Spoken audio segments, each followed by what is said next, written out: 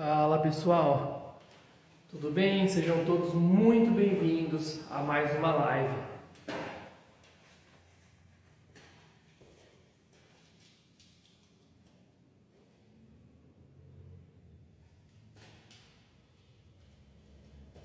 Pessoal, sejam todos bem-vindos à live. Na live de hoje nós vamos falar sobre o que é preciso e o que uma pessoa pode fazer ou deve fazer para então ingressar na área fiscal, tá? Então peço para vocês um pouquinho de paciência que nós estamos ajustando tudo aqui, cenário novo, então vamos um pouquinho devagar. Mas o foco dessa live hoje é dizer para vocês como ingressar na parte fiscal, o que é necessário, o que não é necessário, quais são as competências que um profissional dessa área deve ter, né? Capacidades técnicas, né? E aí, na medida do possível também, vamos respondendo de vocês as dúvidas. Já de antemão vou avisar que a câmera ela está invertida, então se eu for escrever alguma coisa aqui na lousa, vocês não estranhem pelo fato de estar invertido. A câmera está invertida para justamente eu ver o que vocês estão dizendo aí e aqui eu responder para vocês. Pessoal, para quem não me conhece, meu nome é Matheus Ferreira, sou contador, trabalho com tributos há mais de 13 anos praticamente, tá? Já atuo na área com diversos tipos de empresa, né? Desde pequenas empresas até empresas multinacionais, tá? Já atendi diversos tipos de serviço, desde uma simples escrituração até uma auditoria de tributos ou então uma conferência de tributos, um planejamento tributário, que seriam as fases mais avançadas, tá? Então aqui hoje o foco é levar para vocês um pouco da minha experiência e dizer para vocês qual seria então o caminho para quem quer trilhar e começar a trabalhar com tributos. Tá bom? Então, pessoal, a primeira coisa que eu preciso dizer para vocês é: segue a gente depois aqui da live. Se você está chegando aqui hoje pela primeira vez, nunca apareceu aqui, já segue a gente. Depois vai lá no YouTube, se inscreve no nosso canal, Contador Matheus Ferreira, tá bom? E aí você tem muito conteúdo para assistir, muito conteúdo para ver e aí se desenvolver na medida do possível. Pessoal, o nosso objetivo como comunicador, vamos assim dizer, é levar para você uma informação clara, concisa e objetiva, né? Uma informação que possa agregar no seu dia a dia, no dia a dia da tua profissão e que você amanhã, ouvindo aquilo que nós estamos trazendo aqui, além disso, aprendendo, compreendendo aquilo que nós estamos trazendo para vocês, vocês possam então levar para o seu dia a dia e se tornar um profissional diferenciado, tá bom? Pessoal, eu vou então iniciar a nossa live dizendo para vocês que quem quer iniciar na área fiscal, basicamente, se nós pensarmos na questão de formação, né? Então nós vamos aí construir um perfil, né? Ou seja, o que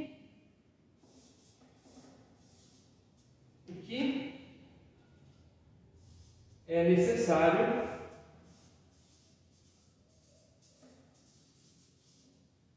para iniciar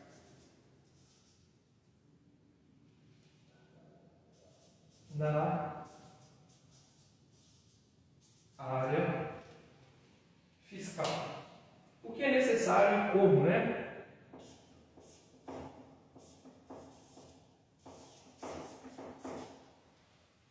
O que é necessário e como que a gente faz para iniciar na área fiscal. Lembrando só que a câmera está invertida, então o que eu escrever aqui posteriormente vai ser publicado aqui no Instagram para que vocês possam ver, tá bom? Então, pessoal, para quem quer iniciar na parte fiscal, diferentemente de quem vai, por exemplo, militar no direito ou quem vai atuar como contador, não precisa necessariamente de uma formação, tá? Mas uma formação ao decorrer da carreira, ela será necessária e até critério de desempate, vamos dizer assim, para uma colocação melhor, tá bom? Então, se nós fôssemos pensar qual seria a graduação ou o curso, né, que melhor se encaixaria ali na questão dos tributos. Quando nós falamos de tributo, área fiscal, tudo está ligado, de uma certa forma, na questão jurídica, porque tudo que nós falamos de tributo vão permear instrumentos legislativos, vão permear leis, ali decretos, né, regulamentos, então permeia o direito, tá? Então a área fiscal ela permeia o direito, mas nós quando olharmos a parte fiscal, nós não vamos ver que a maior parte é o direito, ou seja, a parte legislativa. Não quer dizer que é 50-50, que é 80-20, 60-40. Elas vão caminhar juntas, mas nós vamos verificar que a questão dos tributos, para quem atua no direito, ela vai mais para a parte do contencioso, ou seja, na parte contenciosa ou da parte preventiva dos tributos. O que quer dizer isso? Quer dizer, no preventivo, atuar de forma na blindagem de uma empresa ou de uma pessoa física, a fim de que ela não tenha problemas futuros. Ou no contencioso, essas são as fases mais avançadas do processo, e uma fase de defesa, ali de autos de infração, de recursos, e aí vai, tá bom? E até mesmo no planejamento tributário. Mas, hoje, quando nós vemos atuando como analista fiscal, nós observamos e percebemos então que a pessoa que cursa um curso, por exemplo, como um curso de contabilidade, que os tributos, né, eles são um braço da área contábil, então a faculdade ou o curso de graduação de ciências contábeis é então o que aqui nós entendemos que mais se encaixa para o perfil que nós estamos dizendo de analista fiscal, tá? Então, na questão do analista fiscal, nós entendemos que o melhor curso e o que mais se aproxima e talvez vai melhor preparar o candidato é o curso de ciências contábeis, tá bom? Mas, aí você pode me perguntar, mas o curso de graduação de ciências contábeis vai me ensinar tributo da forma que eu preciso aprender para atuar no mercado de trabalho? Não vai, tá? Nós sabemos que todos os cursos de graduação, basicamente, eles ensinam a questão teórica, né? Fora os cursos técnicos, eles vão ensinar ali a questão teórica da coisa.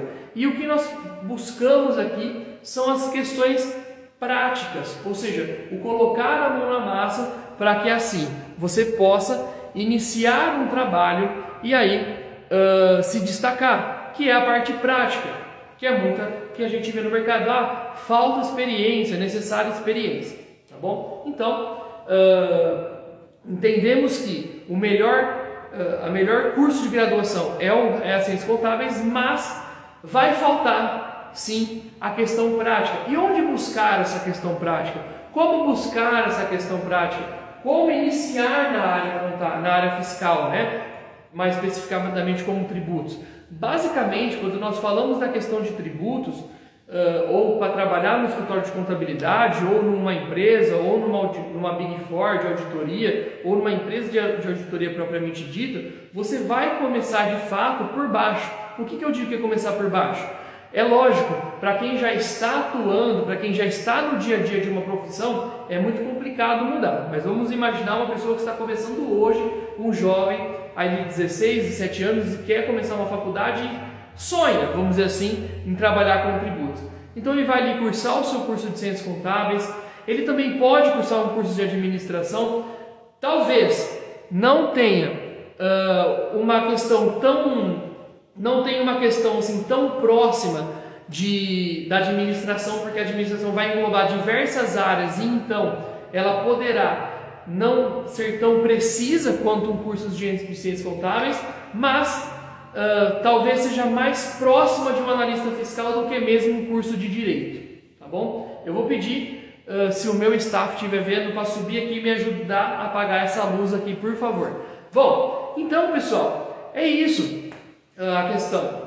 Quando nós falamos, então nós retomando um pouquinho, aquele jovem de 16, 17 anos, ele está ali fazendo a sua faculdade, começou o seu curso, e ele vai o quê? Vai buscar um escritório de contabilidade, ele vai buscar uma empresa e vai iniciar ali como de repente um auxiliar de escritório, né? Ou um auxiliar de escrita fiscal, e vai galgar os seus passos, e ao longo do tempo ele vai conquistando o seu conhecimento na questão tributária, tá bom? Bom, e aí, conforme o tempo vai passando, ele vai se destacando, e a partir deste momento ele então começa a ganhar outros cargos, né? Subir de estágios e então passar para outros cargos, vamos dizer assim. E quais seriam esses cargos, né? Quais seriam então esse plano de carreira, vamos dizer assim? Então eu iniciaria ali como um auxiliar de escritório, passaria para ali um auxiliar de escrita fiscal, tá? Estou dizendo aqui no mercado que eu estou inserido. De repente, em algum outro mercado pode ter outras nomenclaturas esses cargos e salários aqui que eu estou dizendo, tá? E seria com auxiliar de escritório, depois auxiliar de escrita. E aí essas questões, esses cargos, eles podem ter níveis, né? Como júnior, pleno e sênior. Depois de auxiliar, ele passaria para assistente e por último como analista, e depois uma questão de supervisor, coordenador, gestor, gerente, e aí vai. Então, basicamente, o caminho a ser trilhado seriam esses cargos, né? Pensando na questão de cargos e salários para quem quer trabalhar na parte fiscal.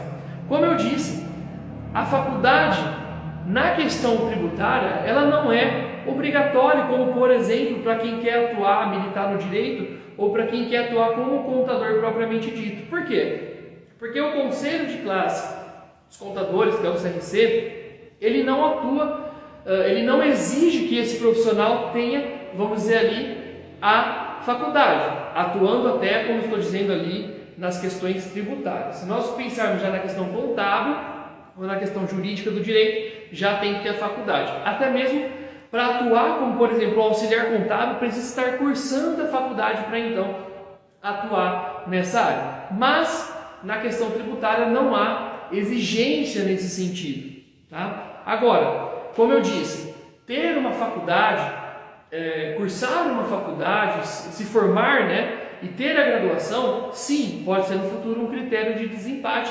E tendo essa faculdade, tendo essa graduação, você pode também depois se especializar em ótimos cursos como temos no mercado, como MBAs ou pós-graduações voltadas para planejamento tributário ou voltadas para a gestão tributária. Mas mais uma vez eu volto a falar, neste ponto, mais uma vez, existem cursos que vão ser extremamente teóricos.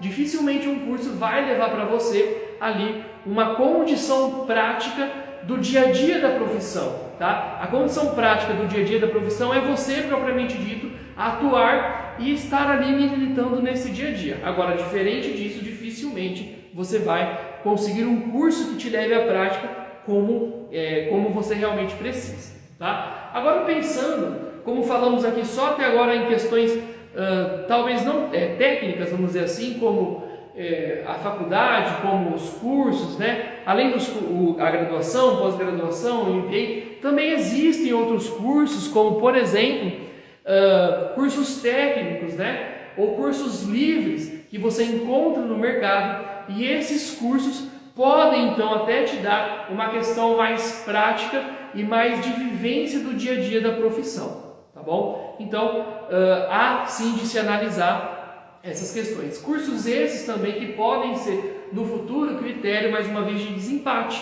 tá bom? Para que você consiga uma determinada vaga ou não.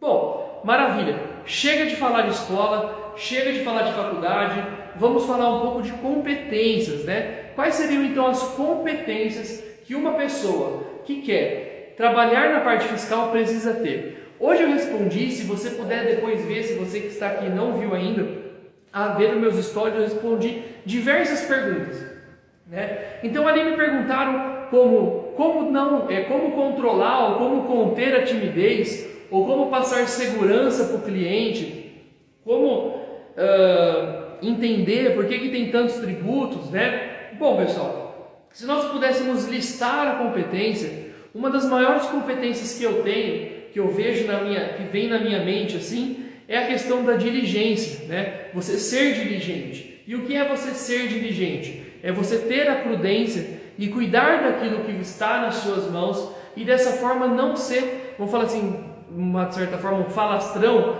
ou seja, você tem um cliente e ali você abre tudo da vida daquele cliente para outras pessoas. Não, você precisa ser diligente, você precisa ser prudente, você precisa ser cuidadoso, tomar cuidado com aquilo que você está fazendo, porque a partir do momento que você está trabalhando, militando na área fiscal, quer dizer que você está influenciando diretamente o bolso do teu cliente. Você não está trabalhando com o teu dinheiro, mas sim com o dinheiro dos outros.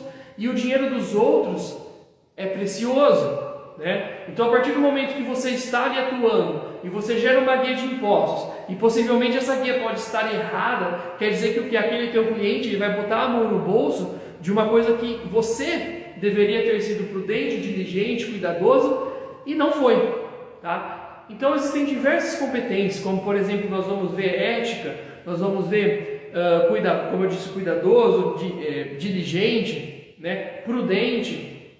Tanto é que quando nós falamos, voltando um pouquinho atrás, como eu disse, a contabilidade é um dos braços, a parte fiscal é um dos braços da contabilidade. Quando eu digo isso, e a contabilidade ela tem diversas competências que nós verificamos ali, uma das competências é a prudência, né? Então sejamos prudentes ao trabalhar nessa área.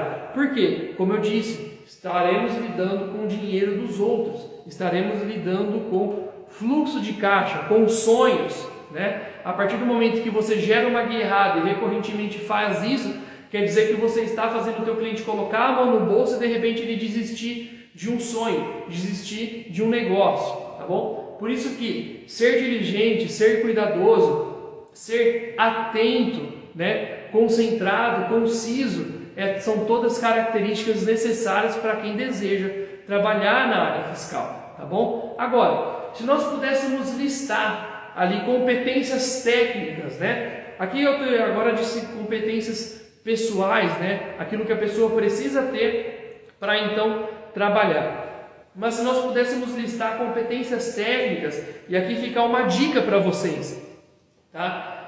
Quais seriam os tributos ou quais seriam os regimes que nós poderíamos então pensar para começar a estudar? Bom, nós sabemos, e vocês podem verificar aqui nos nossos vídeos no canal, nas nossas postagens no Instagram, que nós temos diversos tipos de tributos, né? O que nós mais temos no país são tributos.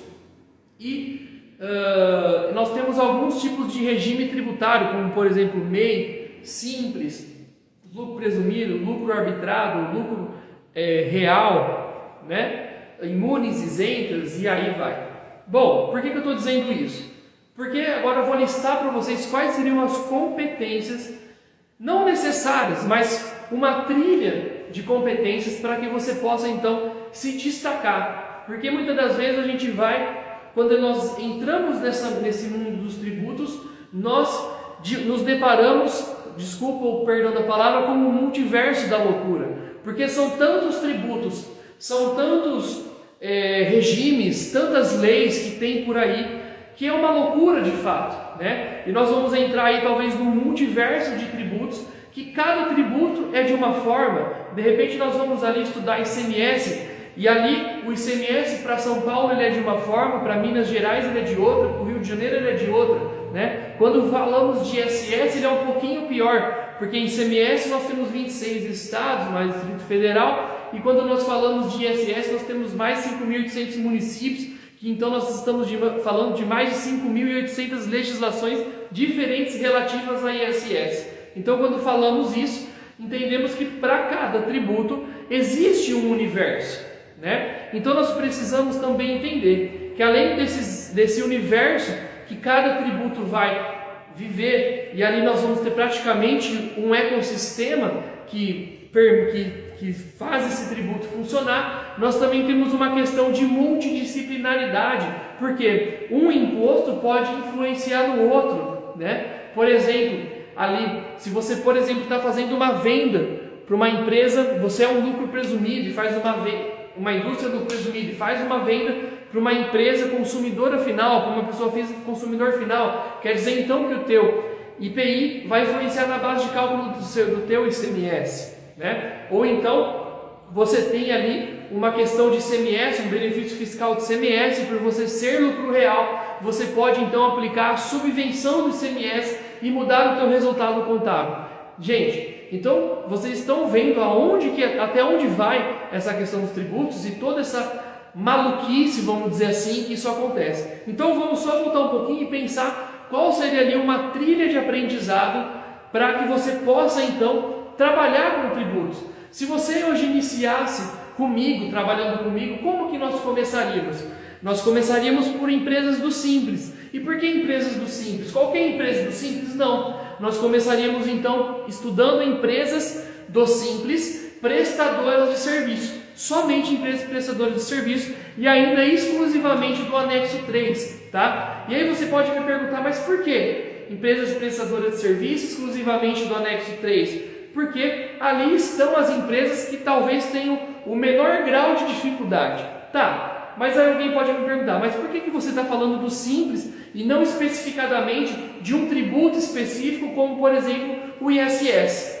Por que eu estou falando do Simples? Porque embora o Simples engloba praticamente todos os tributos, né, ICMS, ISS, IPI, PIS, COFINS, Imposto de Renda, Contribuição e a CPP, mas ele tem uma regra bem definida e algumas coisas vão fugir da regra. Embora o Simples não seja tão simples, mas ali tem uma coisa muito bem definida, tá bom? Então iniciaríamos ali com esse tipo de empresa de serviço do anexo 3, exclusivamente do anexo 3 optante do Simples. E por que não pegar empresas neste momento do anexo 4 ou do anexo 5? Porque quando nós dizemos anexo 4 ou anexo 5, quer dizer que nós já estamos passando por uma próxima complexidade. Anexo 4, tendo retenção de INSS, tributação lá na folha de pagamento, né, construção civil, deduz ou não deduz material aplicado, local da prestação de serviço e aí vai, né? Anexo 5 já passaria a ter uma questão de fator R e flutuância entre o anexo 3 e o anexo 5. O Ale Crosa perguntou, tem uma dúvida sobre diferencial de alíquotas na compra. Dúvida sobre diferencial de alíquotas. Ale, você pode ser um pouquinho mais específico, porque essa pergunta ficou um pouquinho abrangente, mas seja um pouquinho específico, que para o final eu respondo sua pergunta, tá? Bom, então por isso, né, por causa dessa complexibilidade que o anexo 4 e o anexo 5 possa trazer. Posteriormente a isso, eu passaria então a entregar para essa pessoa, tendo um conhecimento e já um embasamento, uma solidez na apuração e no conhecimento dessas empresas do anexo 3, eu passaria então para essa pessoa empresas talvez do anexo 4 ou do anexo 5, porque agora ela precisará entender a questão de, por exemplo, retenção de INSS e também questão de folha de pagamento lá pro fator R, tá bom? Posteriormente a isso, passaríamos então a entregar para essa pessoa empresas do anexo 1, o anexo de comércios. Por quê? Depois das empresas de serviço, eu passaria uma empresa de comércio. Porque justamente quando nós falamos em empresas de comércio, aqui a questão do multiverso da loucura dos tributos, ele vai se abranger um pouquinho mais. Porque além do faturamento que aquela empresa pode ter e a sua tributação sobre o faturamento, como o nosso amigo aqui disse, ou nossa amiga, eu não identifiquei na foto, nós temos até impostos sobre a compra, tá? Ou então nós temos que observar quais são os produtos que aquela empresa trabalha. Provedores de internet estão em qual anexo? Se eu não me engano, estão no anexo 3, tá? Mas assim, a questão dos provedores de internet, eles, dependendo do tipo de serviço, sai o ISS e entra o ICMS, porque ele vai entrar como um serviço de comunicação ou telecomunicação, tá bom? Bom, então como eu estava dizendo, quando nós passamos por uma empresa do anexo 1, esse multiverso da loucura dos tributos, ele fica um pouco maior, né? Porque não temos só o tributo sobre a venda, nós temos também tributos sobre as compras, né? Nós temos diferencial de alíquotas nós temos antecipação, nós temos diferimento, nós temos substituição tributária na entrada, também na saída, né? Então são muitas as coisas que vão abrir ali, o leque ele fica mais extenso, tá? Bom, e além disso, nós temos também que observar quais são os produtos que aquela empresa trabalha, porque não é simplesmente trabalhar na parte fiscal, fazer porque estava sendo feito, ou continuar porque sempre foi feito assim. Não, nós precisamos entender, porque uma empresa ela pode trabalhar, eu falo assim, essa empresa fatura 20 mil reais, mas ela vende bebidas, e eu dizer que ela 100% desse faturamento é tributado, quando não é, tá? Ela tem ali uma questão de substituição tributária para essas bebidas do ICMS, onde ela não pagaria isso dentro do Simples. Ela tem uma questão de regime monofásico na alíquota zero dentro do Simples, para essas bebidas, onde ela deixaria de pagar o PIS e COFINS. Então, se nós pensássemos ali numa alíquota de 4% inicial, ela não pagaria mais 4%, mas ela pagaria em torno de 2,5%, 2,70%, alguma coisa até menor. Então, vai além de só fazer. Nós precisamos entender. O que eu bato muito na tecla da minha equipe é dizer para eles assim, não faça por fazer, mas faça e entenda aquilo. Porque fazer por fazer, apertar um botão, qualquer um faz. Mas fazer e entender o porquê é feito daquela forma torna você mais competente, torna você diferenciado, tá bom? Bom, depois de uma empresa do anexo 1, nós passaríamos então para uma empresa do anexo 2. E por que alguém pode me perguntar, mas por que só agora uma empresa do anexo 2? Porque nós já estamos falando sobre empresas de indústrias, né? Empresas de transformação. E aqui podemos ter então diferenças dentro. Como? Lá no anexo 1 não disse para vocês que uma empresa que tenha substituição tributária, ela tem ali a questão de desonerar esses tributos dentro do Simples, ou PIS e COFINS monofásico, desonesto dentro do Simples. Na indústria é onde esses encargos são carregados. Calcular a substituição tributária sobre a venda, calcular o regime monofásico também, fazer esses recolhimentos exige uma capacidade técnica um pouco maior, um conhecimento de ICMS, de PIS e COFINS, de IPI, um pouco maior além do que propriamente dito. Alguém pode falar assim, mas o que precisa para eu conhecer? Eu preciso então me debruçar sobre um regulamento de um tributo, lê-lo inteiro? Não necessariamente, tá? Você pode fazer isso, vai ser um diferencial para você? Não vai. Vai agregar? Com certeza alguma coisa vai agregar, mas o que vai é você, estando ali no dia a dia, conhecendo as suas empresas, ver quais são as leis que vão permear ele e estudá-las e conhecê-las de cabo a rabo, tá? Então, partindo de uma empresa do anexo 2, gera essas questões. Bom, então, depois do anexo 2, nós passaríamos para empresas do lucro presumido. Mas quais empresas? Passaríamos então para empresas de serviço do lucro presumido.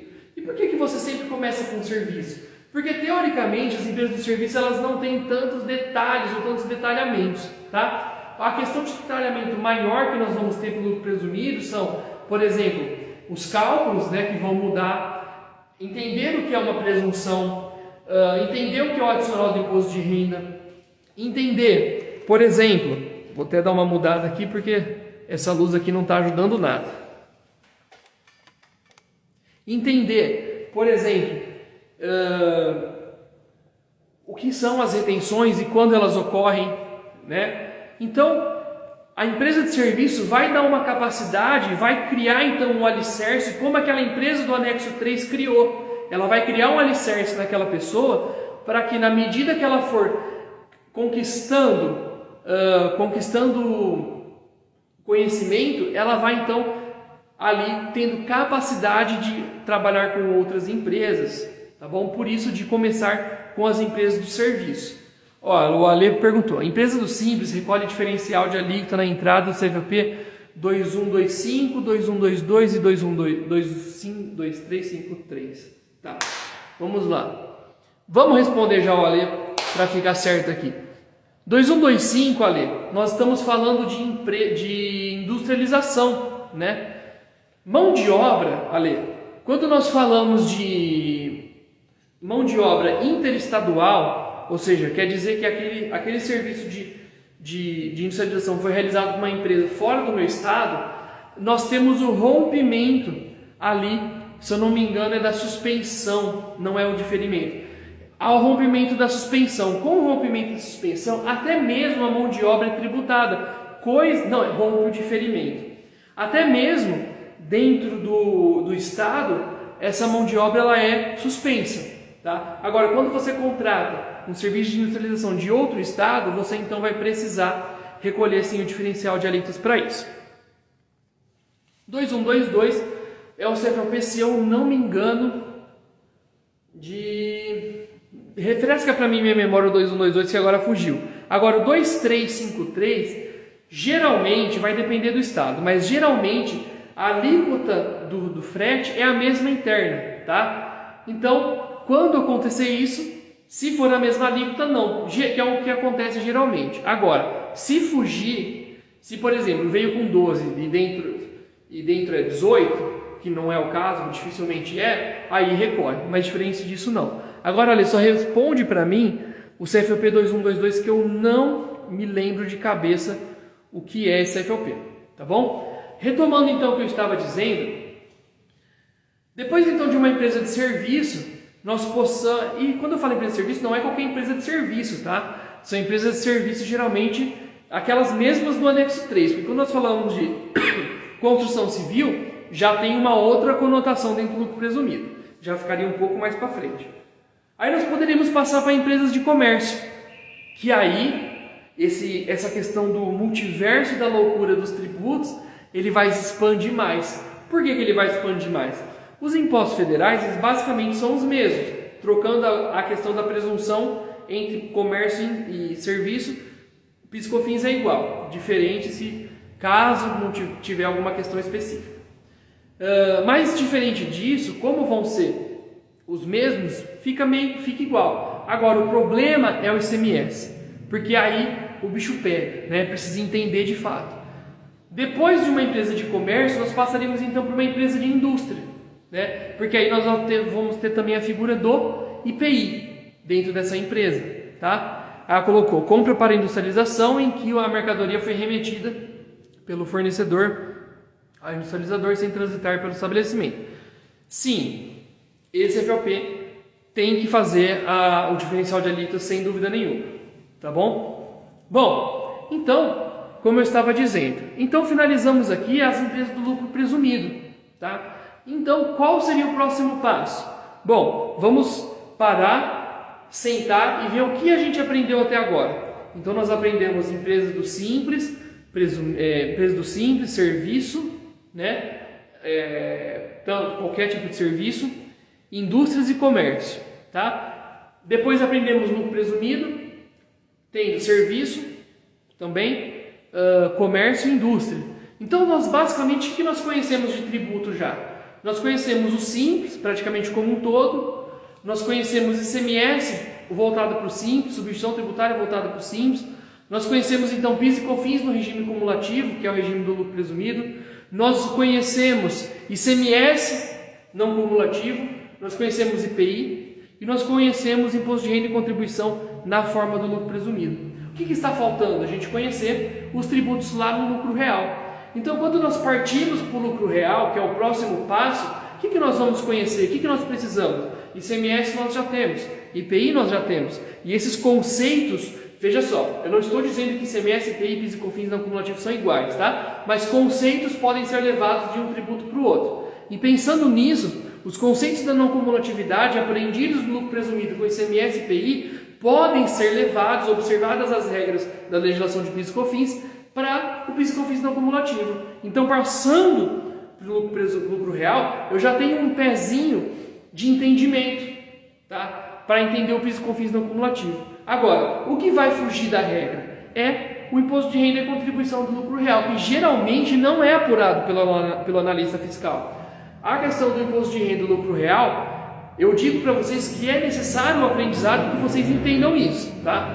Mas ela vai ser apurada pelo setor contábil. Por que ela vai ser apurada pelo setor contábil? Porque é lá que vai ser apurada o resultado da empresa no lucro real, tá? E por último, gente, eu nunca, em 13 anos, 14 de profissão, nunca fiz empresa do lucro arbitrado, mas conheço as regras e conheço como fazer. Por quê? Tenho base de presumido, tenho base de real, tenho base de CM, PI, PIS e COFINS, tá? Então tenho as bases desses tributos. O lucro arbitrado são mais regras, né? Então conhecendo a prática, tendo a prática já intrínseca, tendo a prática bem enraizada e conhecendo as regras tranquilamente, tá? E fora isso, o que mais nós teríamos? Empresas como empresas imunes e isentas do imposto de renda, que vão ter ali na questão fiscal poucas regrinhas, mas também é necessário conhecimento, também é necessário conhecer esse tipo de empresa, tá bom? Bom, pessoal, estou falando, tivemos perguntas, mas queria saber de vocês. Vocês que estão aqui comigo, qual é o cargo que você está hoje? O que você acha que falta para você hoje, né? Qual é a sua maior dificuldade, seja ela na questão técnica ou seja ela na questão pessoal? Porque, por exemplo, você pode ser uma ótima pessoa, você pode dominar o ICMS, mas você tem uma insegurança dentro de si, você tem uma desconfiança de si mesmo que não te permite decolar. Qual é a sua insegurança hoje? Qual é então o seu medo? Tá? Por que eu estou dizendo isso? Porque, como o nosso amigo acabou de entrar aqui, fiscal fora da caixinha, né? Nós precisamos pensar, às vezes, fora da caixinha, mas não tão fora, porque o fiscal não permite criatividade, tá? A questão fiscal não permite criatividade.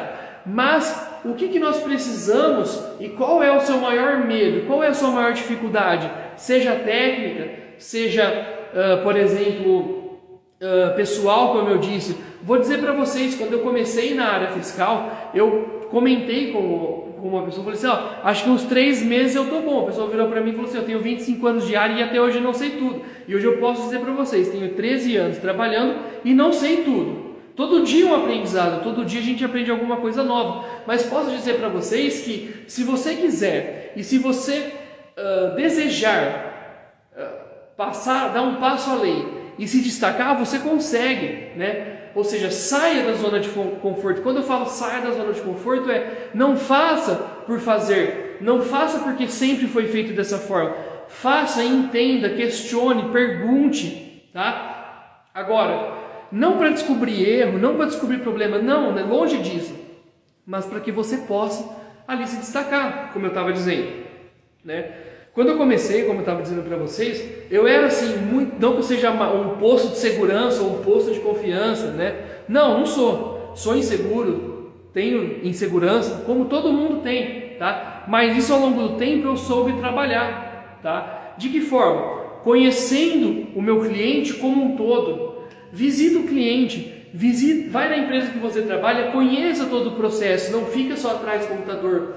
Vai lá, conheça o chão de fábrica, conheça a logística, conheça a estocagem, conheça o processo do teu cliente, para que você possa então dar e ajudar ele a galgar passos maiores, né? E a partir desse ponto, como eu estava dizendo para vocês, eu comecei e tinha muita segurança, até que foi ao longo do tempo conquistando, aprendendo, né? Até que um dia apareceu uma oportunidade de estar na frente de uma turma e dar uma aula. Sou tímido até hoje, era mais tímido, hoje sou menos, era mais inseguro, hoje sou um pouco mais seguro, tá? Mas o que eu tinha? Eu tinha talvez a competência, eu tinha ali o conhecimento. O que me faltava era o rompimento da barreira da timidez e quebrar essa insegurança. Então, às vezes, falta da gente dar um passo além. Às vezes tem gente que tem medo de pegar o telefone e ligar para o cliente. Não pensa, eu vou ligar, ele vai me fazer pergunta. Não, pensa que você tem a capacidade. Se você tem a capacidade, tem a competência, se você não sabe, não tenha medo de falar, eu não sei. Fale o seguinte, eu vou verificar e te trago uma informação mais precisa. Gente, precisamos trabalhar e criar profissionais, ter profissionais da parte fiscal de competência e capacidade. É lógico, como eu disse nos stories, você não vai sair daqui hoje, amanhã chegar para o teu cliente e, como eu falei, né, não fala para o cliente, eu acho que, pode ser que, não fala isso.